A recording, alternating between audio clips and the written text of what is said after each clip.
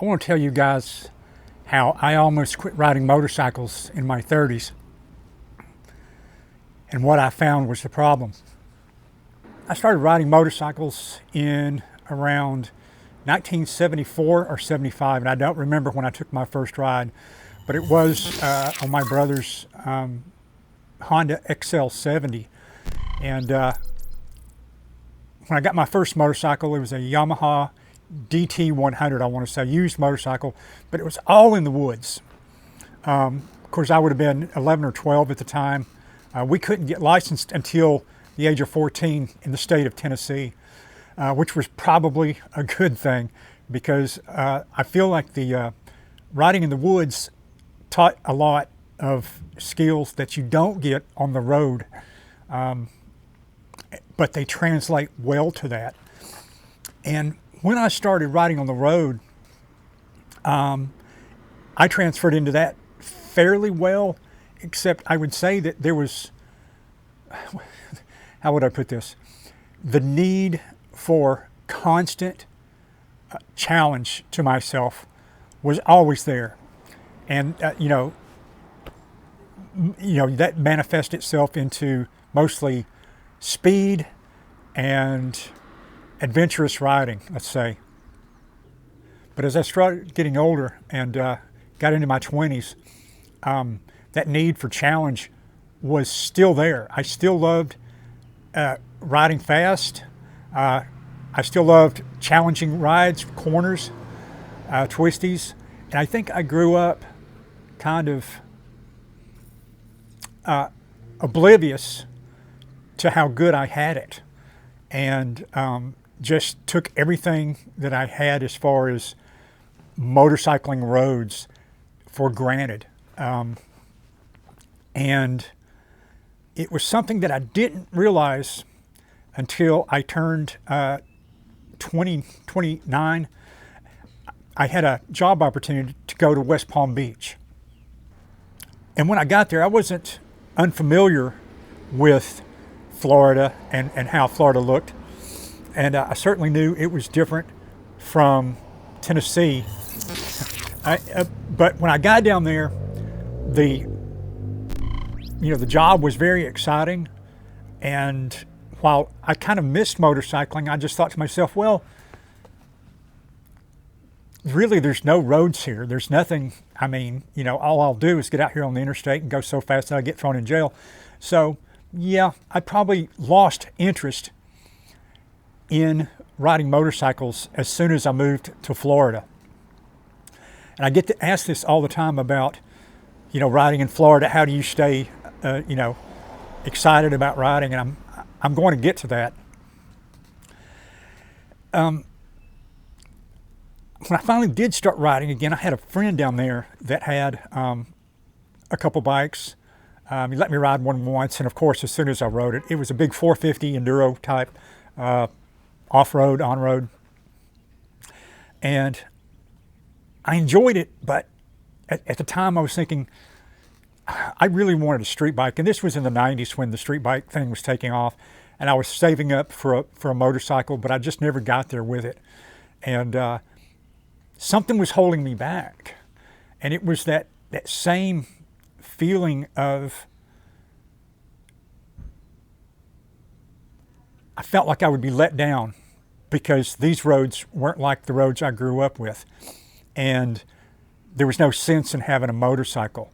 I wasn't into the cruiser scene. I wasn't, I never went to Bike Week or Biketoberfest or any of those events. And so that really wasn't my thing. I didn't want to hang out. I really wanted to ride or nothing.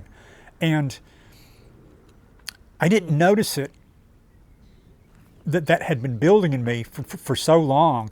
I eventually did get a motorcycle. I got my Yamaha FC1 and riding was fresh again. It was new, but I quickly got to the point where, if it wasn't a challenging ride, I didn't want to go. I didn't want to, I didn't want to just ride around city streets. I didn't want to ride out to the beach and sit there and look at the ocean.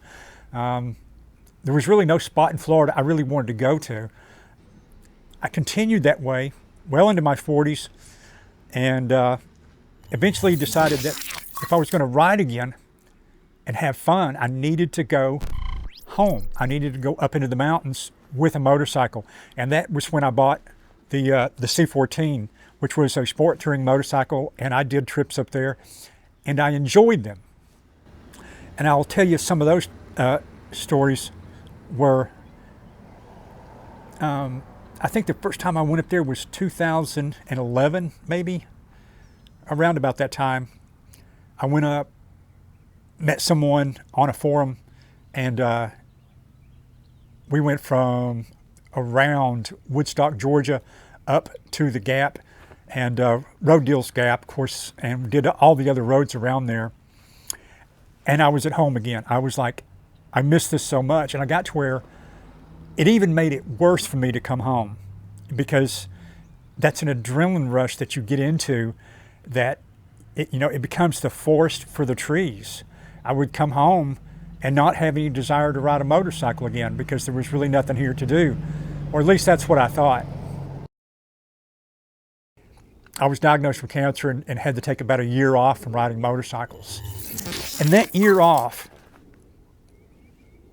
reset me in a way that I didn't realize.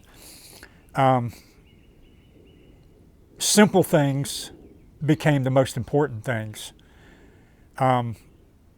Literally, I mean, and riding a motorcycle just on a flat road would have been the biggest present I could ever have, because I just thought if I can get back on that bike, that'll be the greatest thing. And having all that time off and thinking that I wasn't ever going to ride again, showed me how special riding was.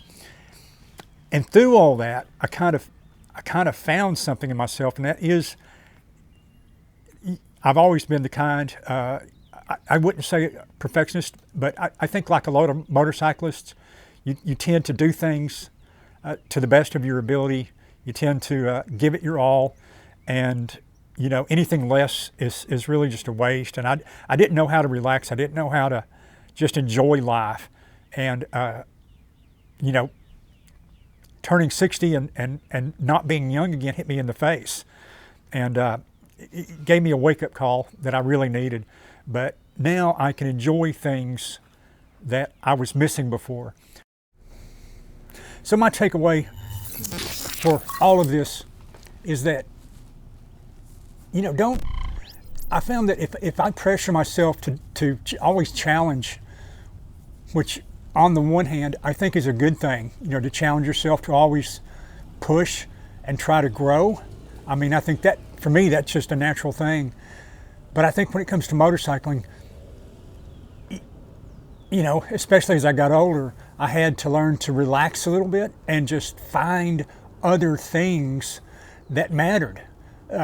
Because otherwise I probably wouldn't be on the motorcycle. And I've had some of the best, most memorable rides of my life in the last 2 years. And that's saying something, because I think, some of the funnest times I've ever had have come up in the mountains. I mean, there's certain rides I remember we did that were just perfect. The weather was perfect, the road was perfect, the traffic was perfect, the ride was perfect. But that's not always the case. You can't always, have a perfect ride just by having a perfect road. And by trying to replicate that over and over and over, you just end up with a bunch of disappointment. And that was something that it took me better part of 60 years to figure out. And now I just enjoy the little things. And that to me has become the most important thing that I've learned from all of this. So anyway, guys, I want to thank you for watching. Please give me a comment below. Let me know if any of this is similar to you. Have you found this in yourself? And I want to thank you guys for watching. Thank you for subscribing and all the comments and suggestions. And we'll see you guys in the next video. Thanks.